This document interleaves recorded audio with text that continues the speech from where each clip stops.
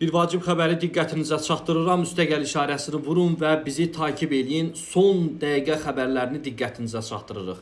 Yaxın Şərqdə baş verən son hadisələr səbəbindən təhlükəsizlik məqsədi ilə İran ərazisindən keçməklə reallaşan Bakı-Naxçıvan, Bakı avtobus reysləri fəaliyyətini dayandırıb. Bu barədə Statinfoya Azərbaycan Yerüstü Nəqliyyat Agentliyindən məlumat verilib. Bildirilib ki, fevralın 28-də Bakıdan Naxçıvana olan 19 və 20:00 reysləri, Bakıdan şəhərli olan 21:00 reysi, Naxçıvandan Bakıya olan 15:30, 16:30 və 17:30 reysləri, eləcə də Şərurdan Bakıya olan 16:30 reysi müvəqqəti təxirə salınır.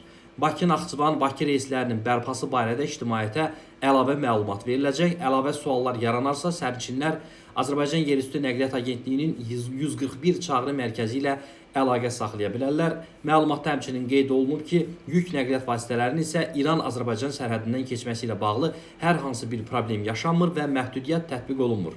Daşıyıcılarla mütəmadi olaraq əlaqə saxlanılır və məsələ nəzarətdədir. Hər hansı dəyişiklik olarsa, ictimaiyyətə əlavə məlumat veriləcək. Paylaşın ki, hamının xəbəri olsun.